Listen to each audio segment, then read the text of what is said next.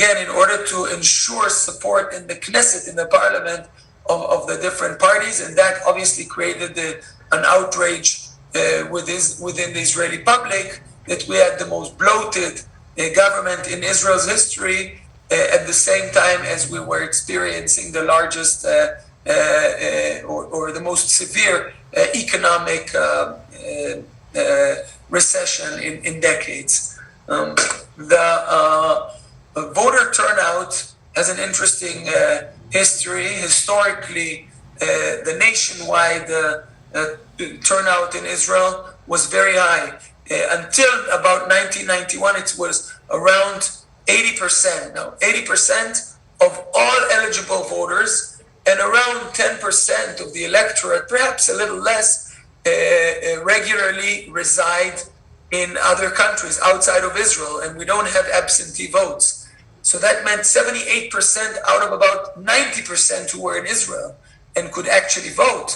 That meant that it was in the high 80s, the average voting pattern. It meant that almost every healthy Israeli would vote. Since 2000, there was a decline to the mid-60s, and now we stabilized at around 70%, perhaps a little less.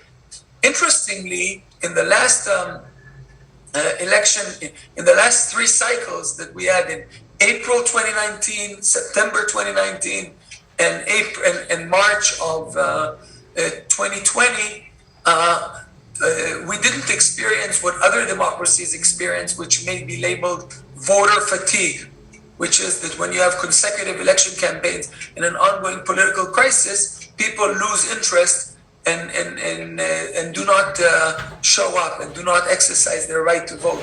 In Israel, we did see a modest increase from 68% to 71%, and it largely reflects the increased participation of members of Israel's Arab minority. About 20% of Israel's population are Israeli Arabs, citizens with full rights, with full civic rights, including rights to vote and be voted into the Knesset. And historically, we see that the rate of participation of Israeli Arabs is lower. It reached a low peak in the first cycle of the election, around 50% or 49% in April of 2019, and since then it rose, and that actually created a challenge for Mr. Netanyahu, because generally speaking, the Arab population votes for the bloc, for parties and candidates that join the bloc that does not support the prime minister.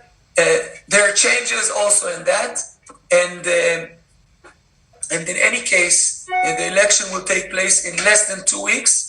And one of the two most critical factors to look out for is participation rates. What would be the participation rate of the Arab minority, for example? Now we're looking at something that the common wisdom is that it's going to be less than 60, which will be good news to some extent for the prime minister. And among other sectors, how many Israelis will come out and from which groups?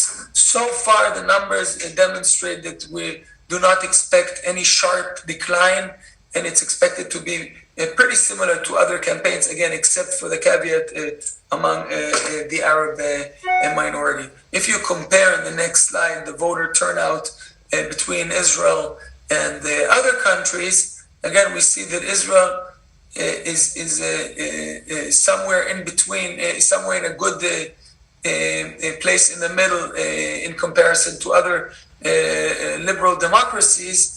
At the same time, the Israel's 71% is out of around 90% who are in the country, so the de facto figure is closer to 80%, and that's quite impressive. Israelis generally of all sectors are involved, and when we ask them in the Israel Democracy Institute, we frequently poll Israeli public opinion on various aspects that have to do with Israeli society. So when we ask the sort of standard question of how do you feel connected to the country and its problems, we see that a very high rate of Israelis do feel connected.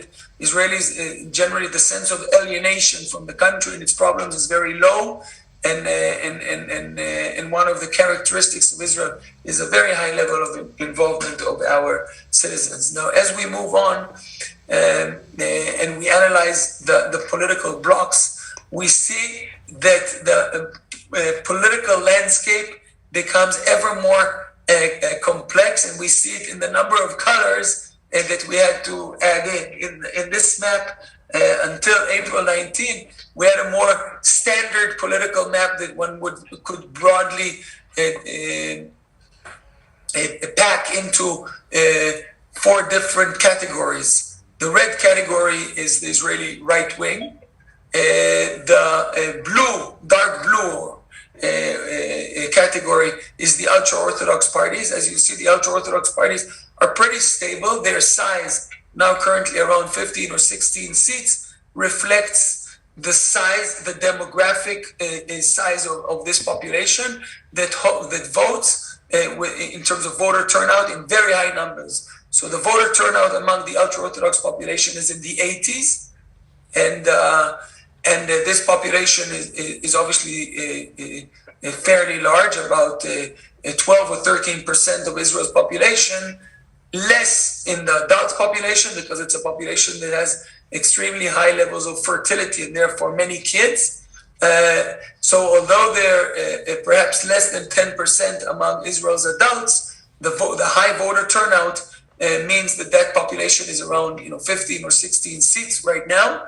This is very stable because this is a voting pattern that is based on identity, and the ultra-Orthodox parties are the staunch allies of Mr. Netanyahu and the Likud party, at least in the past 2 decades. The red is the Israeli right, that includes the Likud and some other right-wing parties. And on the other side, we have the light blue, which is the center-left parties. Historically, it used to be Labor. In the past 3 election campaigns, it used to be blue and white. And the light green color, the turquoise, is the parties that generally represent the Arab minority. As you see, that reflects voter turnout. In April of 2019, 10 seats. As voter turnout increased to around 59, it went up to 13. And in 2020, already April 2020, March 2020, it went up to 15. So up from 10 to 15. The last column here is the expected number based on polling of this year, and we expect a sharp decline in the representation of the Arab minority because of lower intentions to vote. We also see a decline in intentions to vote for center-left parties, again a decline from around 40 to 45 seats to an expected number of about 32. So what has happened? What are those 2 numbers in the middle? One of them is identify themselves with the Israeli right, but are opposed to a continuation of Netanyahu's rule. That's Gideon Sa'ar, who broke away from the Likud, and Mr. Lieberman, who broke away from the Netanyahu alliance, mainly on the issue of the ultra-Orthodox party. His view is that Mr. Netanyahu capitulates too much to the ultra-Orthodox parties in areas of domestic affairs and religion and state, and therefore they remain, those 2 parties, right-wing parties, but are committed to create another alliance, to form a coalition that would not be led by Mr. Netanyahu.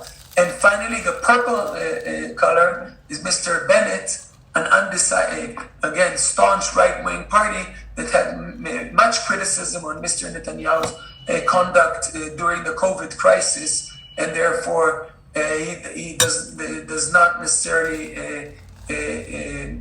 commit whether he will vote, join Mr. Netanyahu's coalition or join an alternative coalition.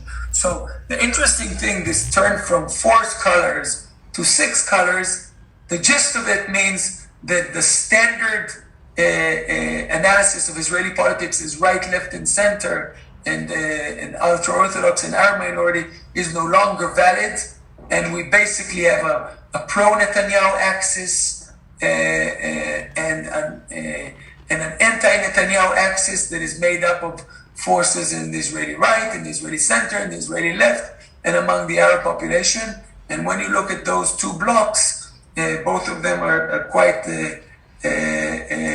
close to achieving 60 seats. And in this respect, this turns it into a very competitive election campaign that will very much be decided based on turnout and based on which parties will not cross the threshold. And therefore their votes will go down to waste. So that's sort of a brief analysis of the political blocks. If you might notice that I didn't touch on the substance behind the block. What does the Israeli right stand for? What does the Israeli center left? And the truth is that the differences in many areas like economy and security are blurring, and they're becoming more pronounced on questions on civic questions, on questions that have to do with democracy, rule of law, religion and state. So in many ways, those are the issues that are defining now Israeli politics more than the standard economic and security related issues that provide less explaining power for political behavior in Israel today. If we move on, we prepared a brief slide that demonstrates the degree of representation for women in Israel's Knesset. It used to be rather low, and increasingly over the past 30 years increased from about 10 out of 120 to around 30 or a quarter of the Knesset over the past few years. This is a number that, if we look at the international comparison, here we compare the cabinet ministers and not members of Knesset, but we see that Israel is not doing, around a quarter, is not doing sufficiently well in comparison to other democratic countries. We have to note that the ultra-Orthodox parties, the parties that represent the staunch conservative side of the Israeli religious groups, basically includes zero participation or representation of women, and that affects the overall number of represented women. If we look at the representation of the Arab sector, so again, about 20% of Israel's population is made up of Israeli Arabs, and the representation is around 15%. That's also a reflection, as I mentioned before, of the low levels of participation in election, or comparatively low levels of participation among Israeli Arabs. Now, I'd like to move on and briefly cover Israel and the pandemic. So, what we are seeing today, we've been at the IDI, the Israel Democracy Institute, where for the past 2 decades monitoring the trust in the various public institutions in Israel. And what we have here is a comparison between levels of trust in 2019 and in 2020. And we're seeing that there's a rather significant drop in levels of trust. And that's a reflection of the perception in the Israeli public that the COVID crisis was not handled properly. So although throughout the world people are hearing about the successful and phenomenal the operation of inoculating, vaccinating our entire or huge portions of our population, and we're very proud of it, the Israeli public also has much criticism on the way the crisis was managed throughout the past year, in terms of the way lockdowns were implemented, the way differential policies were not implemented vis-a-vis specific areas that had higher levels of contamination. So there was much disappointment by the Israeli public about the inconsistencies of policies, of economic policies, And therefore, although we have a very successful vaccination campaign, and although in the beginning of the COVID crisis, also the government got very high rates for instituting an early lockdown and not allowing the disease to enter the country, the overall message is mixed. Some huge successes, including the vaccinations, and some resounding failures.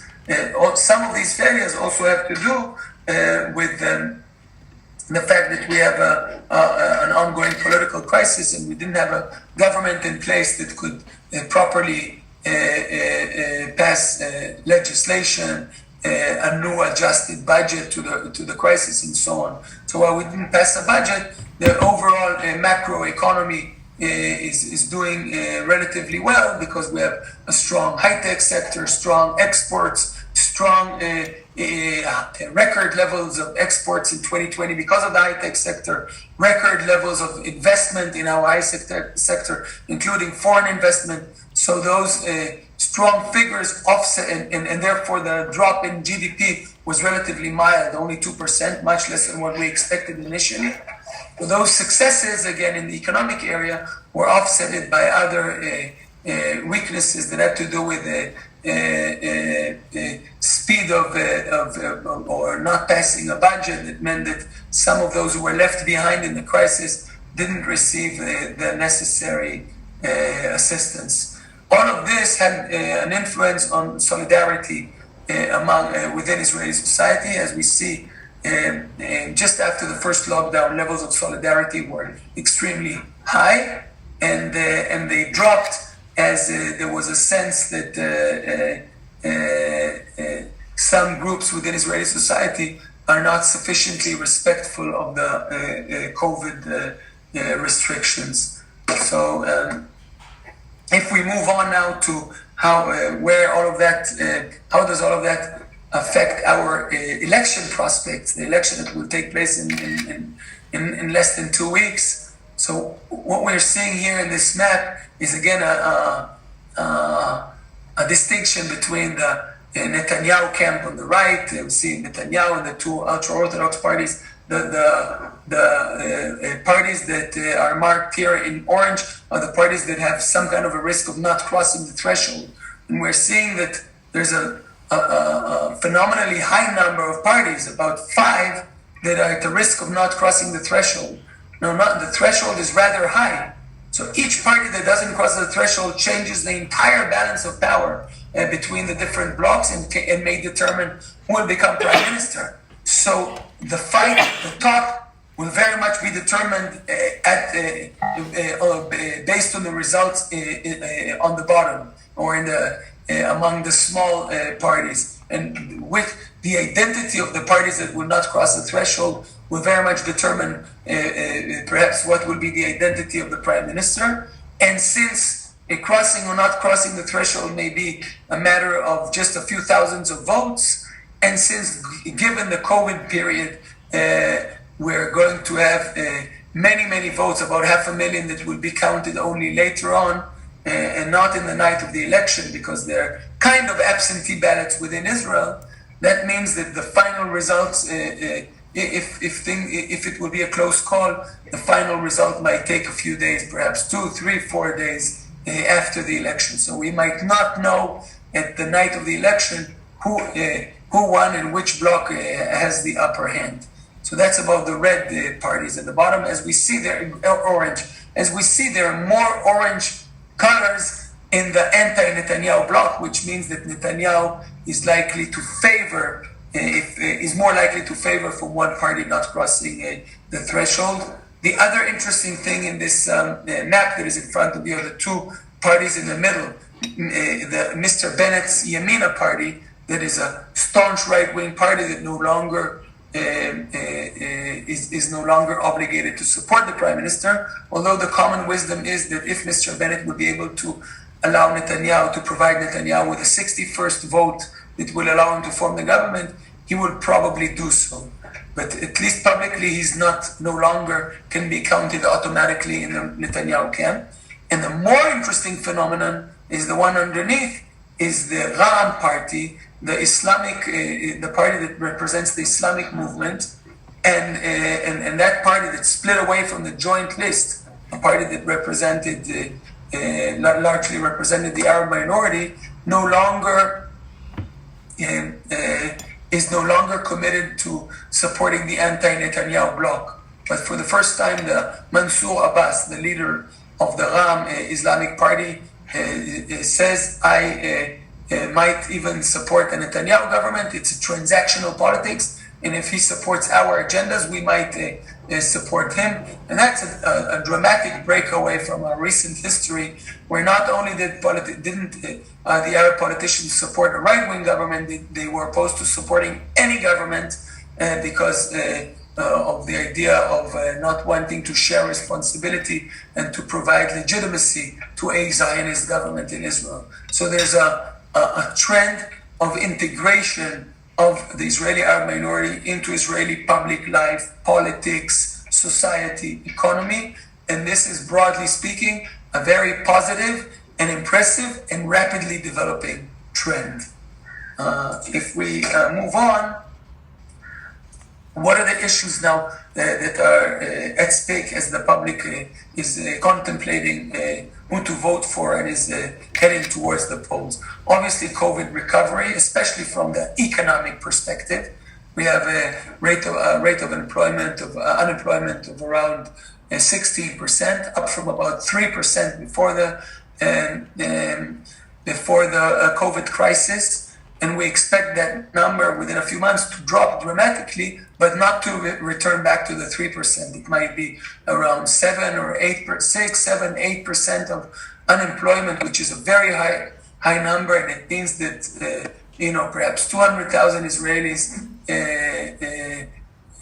would remain beyond the number that we had before the crisis, would remain out of a job even after all restrictions and lockdowns are lifted. And that's a huge crisis, and that's very much an issue on the agenda, although frankly speaking, it's difficult to detect many substantive differences between the parties. The general statements of the different parties on the economic areas are very generic and not concrete, and most parties just make promises on the expenditure side and less about the sources of funding, as one would expect. The second issue at stake is rule of law. Mr. Netanyahu, as I mentioned before, is under trial, and therefore he has some, or his allies have some ambitions to erode the institutions of rule of law, and that's an issue on the agenda. Religion and state are strong issues, largely because of the strong power that the ultra-Orthodox parties have in Israeli politics, and on the other hand, the behavior of the ultra-Orthodox, many of the ultra-Orthodox leadership and population during the crisis, the COVID crisis, where COVID restrictions were overlooked. And finally, security and diplomacy questions of the Iranian attempt to or vector or effort to achieve to enrich uranium, and who does the Israeli population trust in dealing with this challenge to our security. The post-election scenarios that we're looking at are again one is that Netanyahu plus the ultra-Orthodox allies and Mr. Bennett will have more than 61 seats. If that would be the result, and then we're likely to have another Netanyahu government with a very strong Mr. Bennett in that government, a government that will have a strong anti-judiciary and anti-rule of law agenda, and a very strong Mr. Bennett that will force Mr. Netanyahu to grant him many authorities in key positions, probably the position of defense minister. Another post-coalition scenario is that, assuming Mr. Netanyahu and his allies do not have 61, is a broad coalition of right-wing, centrist, and left-wing parties that would mainly, its main goal will be to oust Mr. Netanyahu, and they will have to find their common denominator. Such a coalition might be very unstable, but it might also be stable if they focus on economic reform, recovery measures, and with a broad agenda of bringing the country together after a few divisive years. And in order to do so, they might also choose to instigate electoral reform, constitutional reform, some measures that will, with the aim of identifying a common denominator for the different groups in Israeli society and bringing them together. This is an option. We don't know, whether it will materialize or not.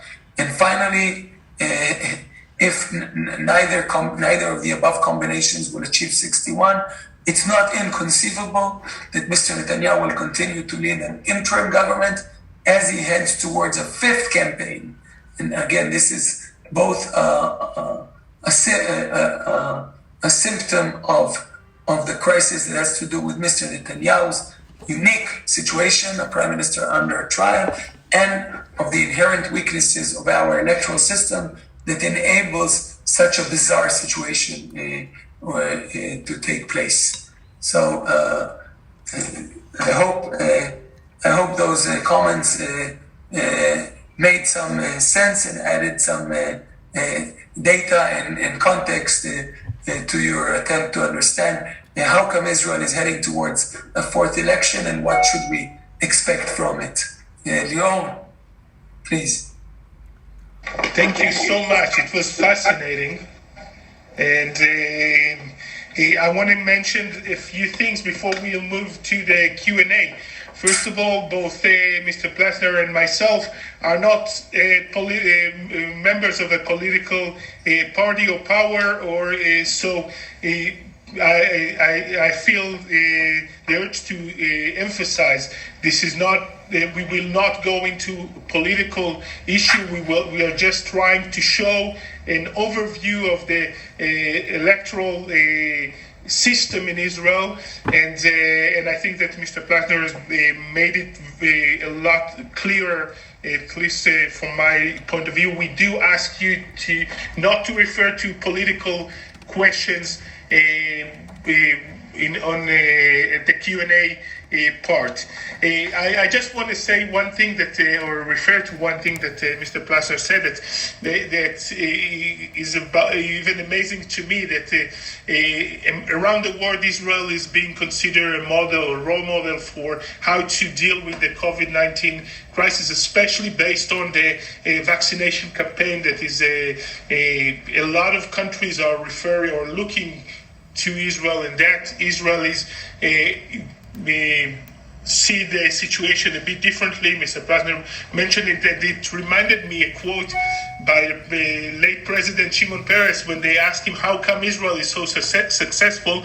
He said that we are never happy with what we have. We always want more, and I think this is the situation today. There are three ways to ask questions. If your camera is on, you can raise your hand like this, and I'll refer to you. If you can also raise your hand on the Zoom, as Richard and Michael just did, and you can send a message through the group chat, either asking to ask a question or actually posting the question, and I'll refer it to you. And a second before, I just saw a familiar face on the screen. Jorge, ¿cómo estás? Qué placer verte. Sorry, it's a personal note, but I haven't seen him for a long time. It's a pleasure to see you, Jorge. So we'll move to the Q&A. And Michael, we'll start with you. Please present yourself. Buenas tardes. I'm Michael Bankfish from the Funke Media Group in Germany. Mr. Plesner, thank you very much for your presentation. You mentioned it's the longest political crisis in Israel. How come that there are no opposition figures benefiting from this crisis, even though we have, economic situation which is not very good? You mentioned the unemployment rate of 16%. Why the opposition is not benefiting from this? And in case Mr. Netanyahu would pull it off another time, what would you think is his major agenda?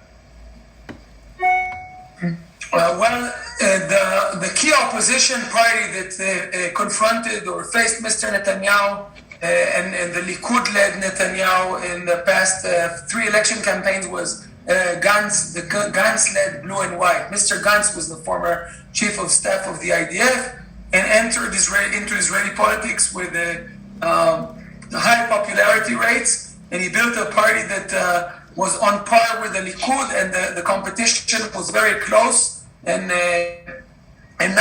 none achieved the 61, but they were very strong competitors with high levels of legitimacy for replacing the government. So that sense of I would say disappointment, resentment as a result of the crisis, many of those emotions were channeled towards support for Mr. Gantz's party.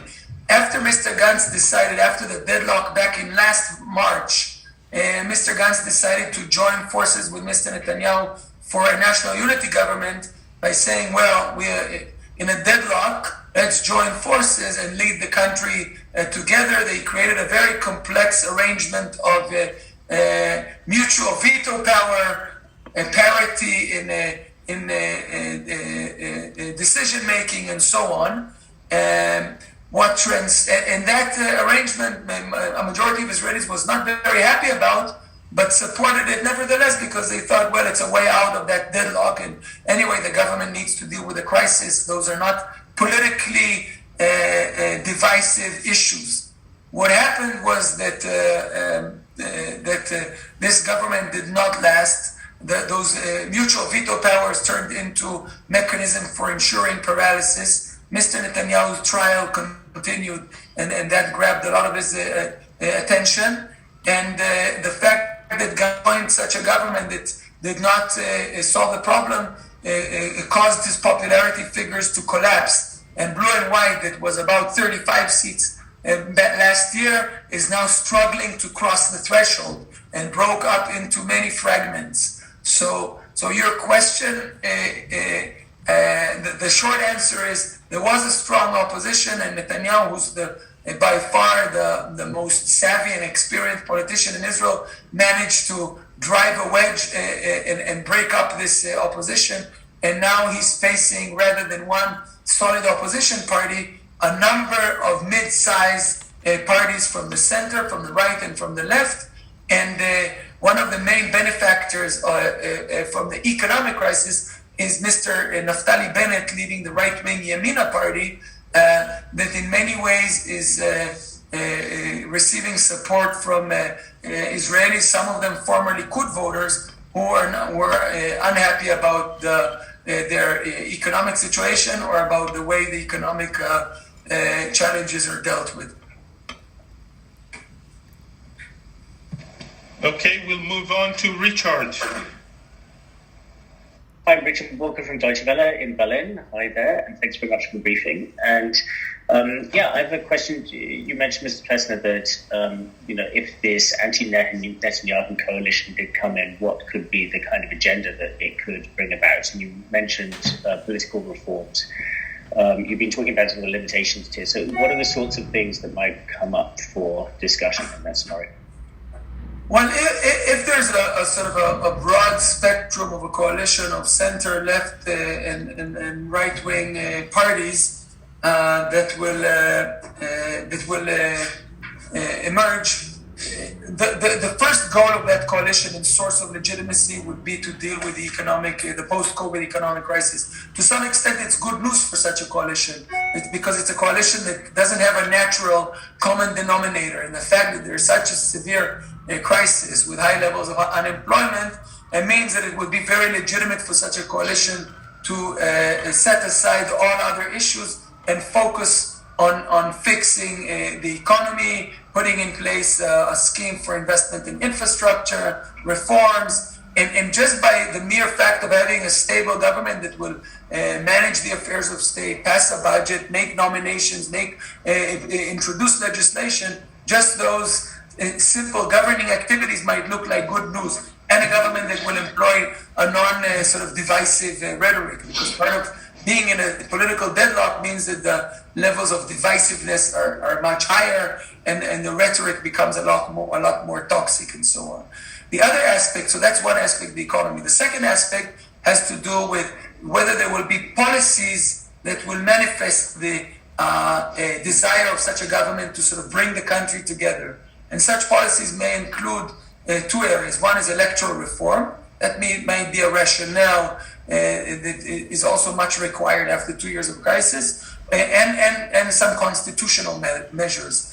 The electoral reform, the main idea that is on the table, that IDI, the organization that I'm leading, is also promoting, is a system that we call the leader of the largest party will be prime minister without the need to have the Knesset with a majority confirm his or her appointment.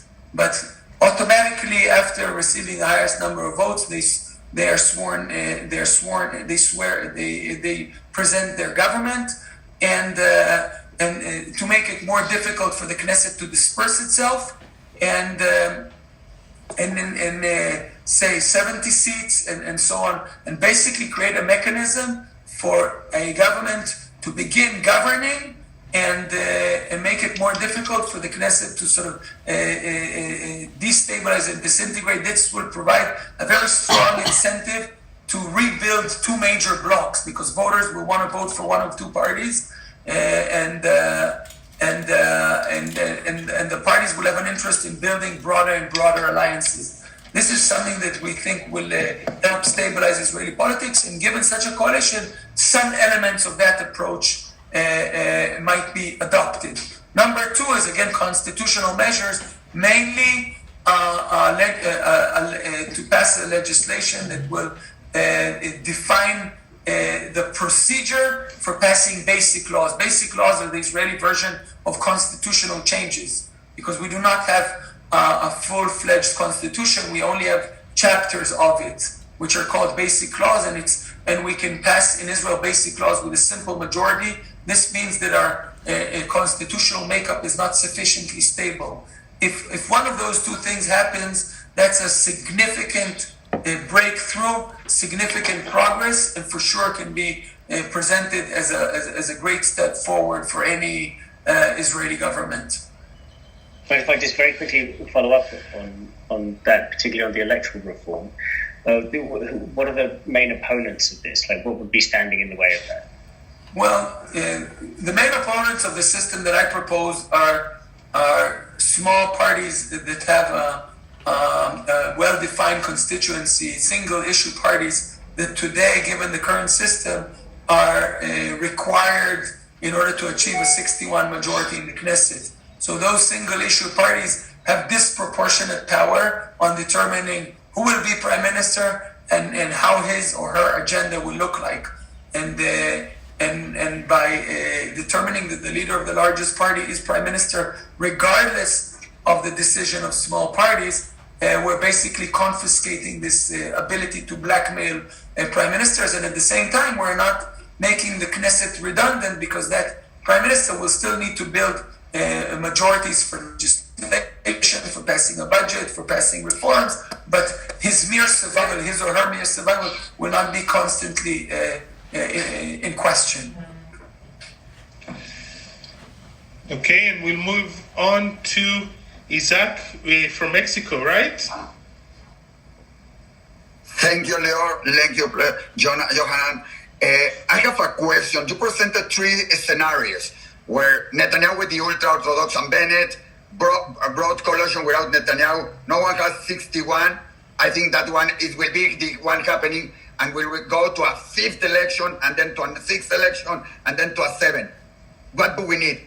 Not to have Netanyahu, to have another Netanyahu, but because he's still running the country, and he will be still running the country as there are as many elections there will be. His pleasure with that, or does he have to have the majority to feel more comfortable? Well, no. I mean, if there's no result, then where the incumbent continues to serve as heading an interim government until a decision is made. In this case, Mr. Netanyahu, if there's no decision and we're rolling into another election, will remain prime minister and head of an interim government. An interim government is a very weak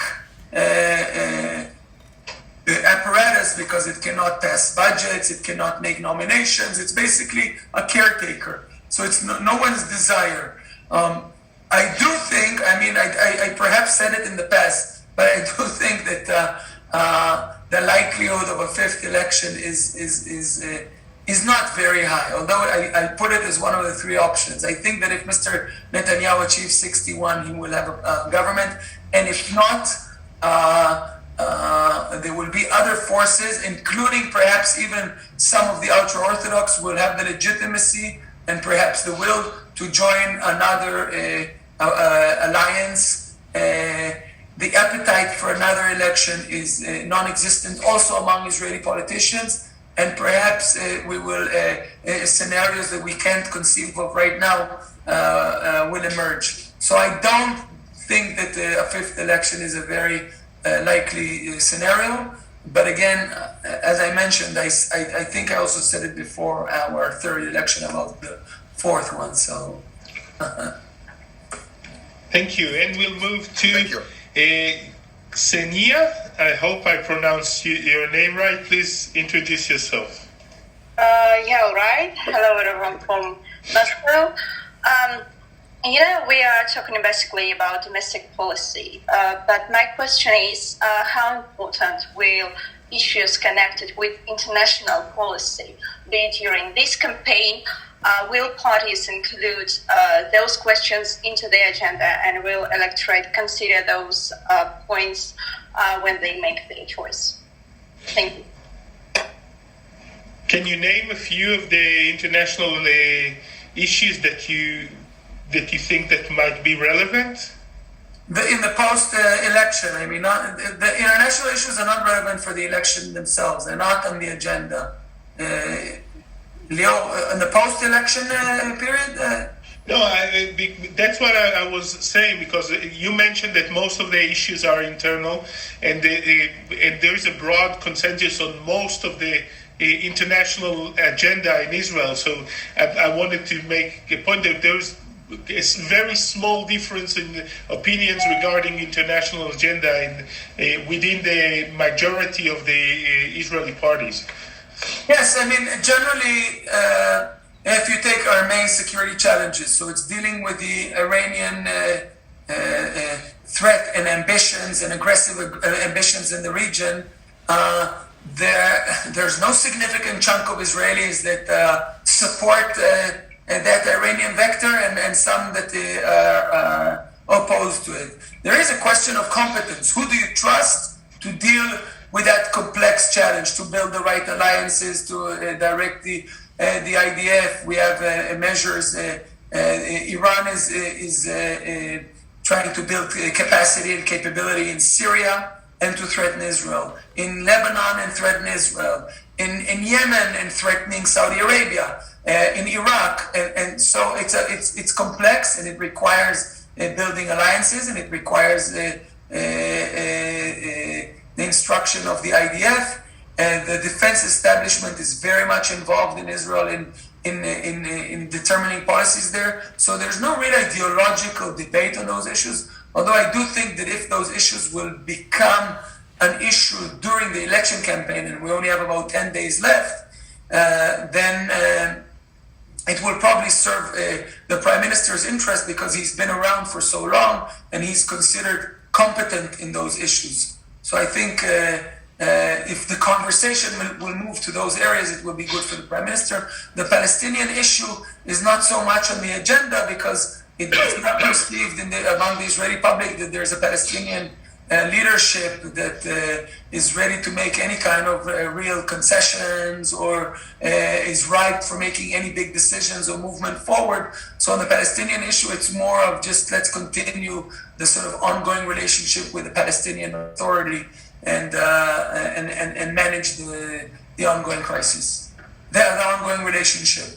Crisis is almost Thank you. Thank you. And now Aurora from Madrid.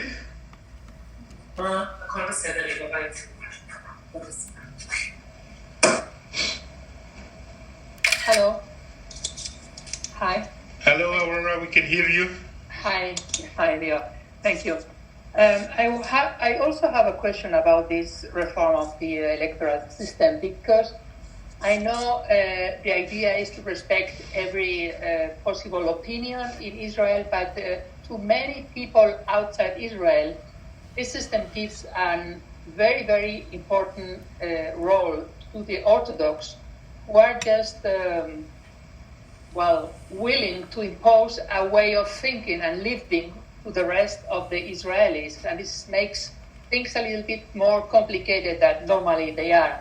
So any of the parties, I don't know, left or wing or center, are also considering reform this system in order not to be also a kind of hostage of the ultra-Orthodox. Well, obviously changing the electoral system and the way it's structured, the systemic structure of the system has dramatic consequences on domestic affairs in Israel, on domestic policy, and also on Israel's relations with the diaspora Jewry. The current system, the way it's structured, without going into details, gives disproportionate power to single-issue parties, namely the ultra-Orthodox parties. And those parties have a very clear agenda on religion and state issues, an agenda that keeps out the non-Orthodox streams of Judaism. Those streams are majority of Jews outside of Israel. So that it creates a serious challenge for the Israeli state, and at the same time, it's not an issue so much that the Israeli public is aware of when it goes for an election. The Israeli public asks itself, who will make decisions vis-a-vis the Iranian challenge? Who will manage the crisis, the COVID crisis properly? And those issues of, who will make concessions on religion and state that might affect the Israel diaspora relations is not something that Israelis vote on. Although if you ask them about those issues, there's a huge majority that opposes the actual policies of the Israeli government on those issues. So again, electoral reform can make a big difference, but it's not an issue that I would say wins elections. It's not an issue that is on people's mind when they vote, but it's certainly on the politicians' mind, and therefore, if the right, under some circumstances, I can see that happening in a post-election scenario. How many votes would you need in order to change the system? I mentioned before that we have basic laws, but we do not have a constitution, and that means that a simple majority in the Knesset can change every rule and every norm. And this is those are part of the sensitivities, fragilities of our democracy, and that's why we're very strong advocates of securing some of the constitutional, institutional setup of the country. It wasn't so much an issue in the past because although our constitutional institutions and values were not protected, they were also not under threat. So it wasn't so much of an issue. Now there are those who actually want to revise some of the fundamental arrangements that define the system of separation of powers and checks and balances in Israel, and that makes it a lot more relevant and desired to make those changes. Thank you. And we have time for one last question, and another friend from Madrid, Alberto Masagosa. Thank you very much, Leo. How are you? Thank you, Leo. Everything is okay. I would like to know if there are any reasons to think that this one will be the right one, the good one. I mean, there are some changes since the last vote to think that it's not going to have the fifth vote.